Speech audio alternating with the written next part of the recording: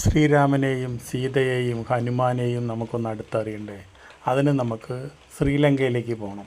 ശ്രീലങ്കയിലാണ് രാവണക്കോട്ട, രാവണൻ സഞ്ചരിച്ച പുഷ്പക വിമാനം, ഹനുമാൻ ചുവന്നു കൊണ്ടുപോയ മല, മൃതസഞ്ജീവിനിയുള്ള മല എല്ലാം ഇപ്പോഴും അവിടെയുണ്ട്. ആയിരക്കണക്കിന് വർഷങ്ങൾക്ക് മുമ്പുള്ള ഈ തട്ടിലാണ് അവിടെ പൂജ നടത്തിയിരുന്നത്, ഹോമം നടത്തിയിരുന്നത് ശ്രീരാമനും ലക്ഷ്മണനും കൂടിയിട്ട്. അപ്പോൾ ആ കാഴ്ചകളാണ് കാണുന്നത്. ഇതാണ് പുഷ്പക വിമാനം. സീതാദേവിയെ രാവണൻ തട്ടിക്കൊണ്ടുപോയ പുഷ്പക വിമാനം ഇതാണ് ജടായുവിൻ്റെ ജറക് വെട്ടി നിലത്തിട്ട് ദേവിയെ ലങ്കയിലേക്ക് കൊണ്ടുപോയത്.